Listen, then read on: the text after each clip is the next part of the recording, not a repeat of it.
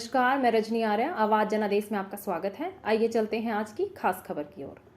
Corona के मामले भारत में लगातार बढ़ते जा रहे हैं। आज कोरोना का आंकड़ा भारत में 1 लाख मरीज प्रतिदिन से ऊपर चला गया। वहीं हिमाचल प्रदेश की बात करें तो पिछले 24 घंटों में कोरोना के 498 नए केस सामने आए हैं और इसके साथ ही 60 मरीज इसमें ठीक भी हुए हैं। आज हिमाचल प्रदेश में कुल कोरोना मरीजों की संख्या 1655 पहुंच गई है और यह संख्या हर दिन बढ़ती जा रही है। और वहीं इन बढ़ते मामलों को देखते हुए आनी के उपायुक्त आशुतोष गर्ग जी का क्या कहना है, आइए आपको सुनाते हैं।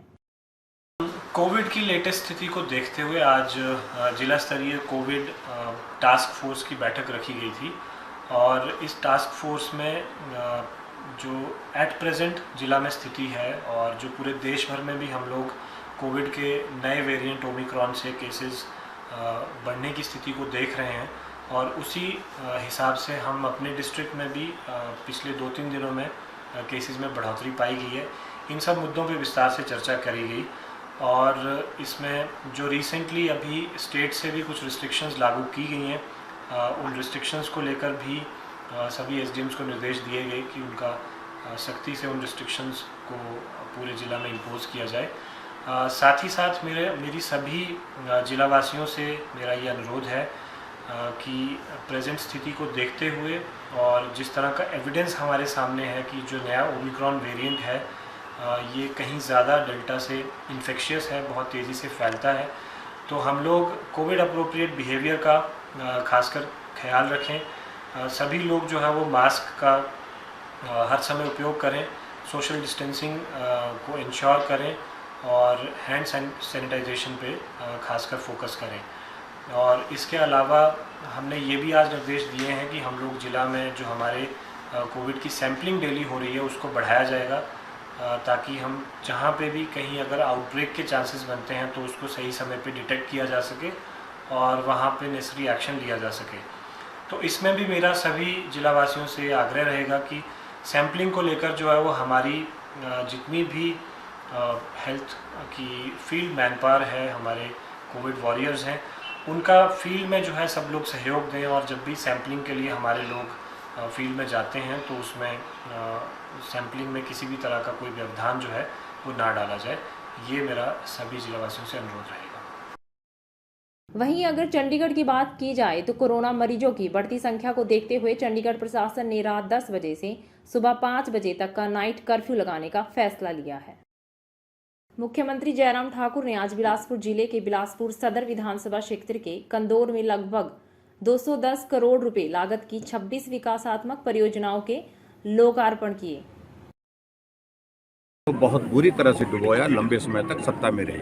आज जो परिस्थिति बनी है कर्ज लेने की, उसके लिए अगर कोई दोषी है तो कांग्रेस पार्टी है। कांग्रेस पार्टी के जहाँ पे यहाँ बिलासपुर एक हमारा बहुत महत्वपूर्ण जिला है और इस जिले से और इस विधानसभा क्षेत्र से हमारी पार्टी के राष्ट्रीय अध्यक्ष जगत प्रकाश नड्डा जी वर्षों तक इसका प्रतिनिधित्व करते रहे हैं। बहुत सारे विकास कार्य उस दौरान भी हुए हैं, लेकिन उसके साथ साथ में जहाँ लंबे अंतराल के बाद एक सार्वजनिक सभा जहाँ हमने आज आयोजित की, उसमें बहुत सारे उद्घाटन और शिलान्यास, यानी कि लगभग 210 करोड़ के उद्घाटन और शिलान्यास एक स्थान पर हमने एक वक्त में किए हैं। तो स्वाभाविक रूप से कुछ मांगों को लेकर के भी यहाँ पर बात हुई है और वो बातें हमने मानी है। जैसे आईपीएच का सब डिवीज़न की बात कही गई और उसी तरह से सब तहसील की एक जगह बात आई और उसी प्रकार से एक पीएचसी की बात आई और यहाँ पर जो डिस्ट्रिक्ट हॉस्पिटल है उसमें 270 बेड है, उसकी बेड कैपेसिटी को 300 तक बढ़ाने की बात कही गई। इन तमाम सारी चीज़ों को लेकर के जो बातें हमारे समक्ष लाई गई उनको पूरा कर हमने हिमाचल प्रदेश में बहुत सारी चीज़ों को किया है। तो जो टूरिस्ट खुद भी रिस्पॉन्सिबिलिटी, इसमें रिस्पॉन्सिबल नागरिक होने के नाते जिम्मेवारी समझें और सोशल डिस्टेंसिंग, मास्क पहनना, इन बातों को लेकर के वो भी तय करें। और उसके अतिरिक्त दूसरा विषय जो हमने जो होटलियर एसोसिएशंस हैं उन सब से भी बात की है, होटल वालों से भी बात की है कि बिल्कुल सुनिश्चित करें कोविड प्रोटोकॉल का पालन वहाँ पर हो। चाहे वेटर है, चाहे रिसेप्शनिस्ट है, चाहे टूरिस्ट आ रहा है, सबके साथ जो है इस बात को लेकर के और उसमें चेकिंग का भी हम प्रोविज़न कर रहे हैं। देखिए, बिलासपुर में जो संभावनाएं पर्यटन की दृष्टि से हैं वो विशेष तौर से जो हमारे यहाँ पर पैराग्लाइडिंग की एक एक्टिविटी है उसको और ज़्यादा बेहतर ढंग से हम कर सकते हैं। उसमें बहुत अलग तरह के हम जो है वो यहाँ अलग अलग इवेंट्स उसके कर सकते हैं, तो इसलिए एक तो वो हमारे पास संभावना है। दूसरा, वाटर स्पोर्ट्स की बहुत बड़ी संभावना यहाँ पर बिलासपुर में है और जिसका मैंने जिक्र किया और जिसमें विधायक महोदय जी ने कहा कि यहाँ पर जेट्टी लग जाए तो जेट्टी के माध्यम से हमारे जो वाटर स्कूटर होते हैं उसके साथ साथ में हमारी और इवेंट्स जो है यहाँ पर की जा सकती हैं और टूरिस्ट के लिए भी उस दृष्टि से यहाँ पर बहुत बड़ी संभावना है।